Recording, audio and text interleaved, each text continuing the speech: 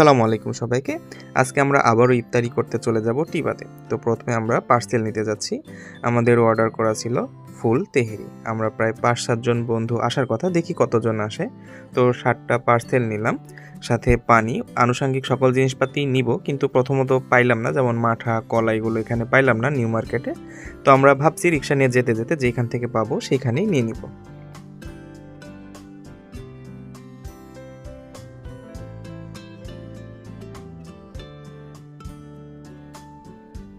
এই যে পেয়ে গেছি, আমার বন্ধুর সাথে সাথে গিয়ে কিনে আনলো কলা। আর এখন প্রয়োজন শুধু মাঠা, কারণ মাঠা ছাড়া ইফতারি ভালোই লাগে না। পেয়ে গেলাম অবশেষে মাঠা। আমরা রাস্তায় যেতে যেতে যা পছন্দ হবে তাই নিতে নিতে চলে যাব আর কি। এছাড়া আমাদের প্রয়োজনীয় সকল জিনিসপাতি মোটামুটি নেওয়া শেষ। দেখি আর কিছু ভালো লাগে নাকি সামনে যেতে যেতে। আমরা 2 বন্ধু মিলে যাচ্ছি আস্তে আস্তে টিবাদের দিকে। আরও 2-3 জন সেখানে এসে আমাদের সাথে জয়েন্ট হবে।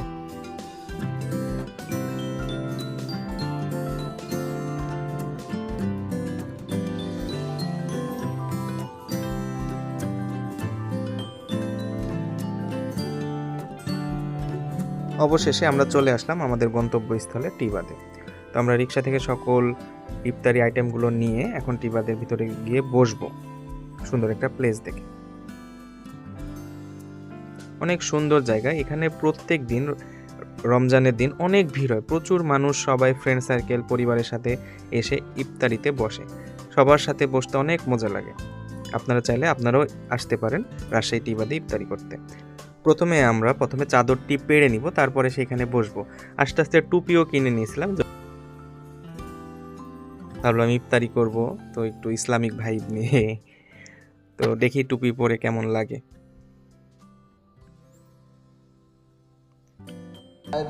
মাশাআল্লাহ, ভালোই লাগতেছে মনে হয়। আপনারা অবশ্যই কমেন্ট করে জানাবেন কেমন লাগতেছে টুপিতে।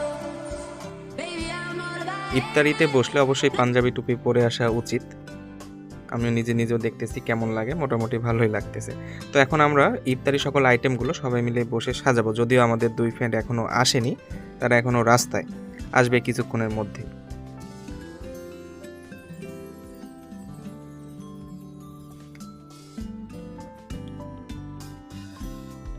তো এই যে আমার 2 ফ্রেন্ড চলে আসছে অবশেষে।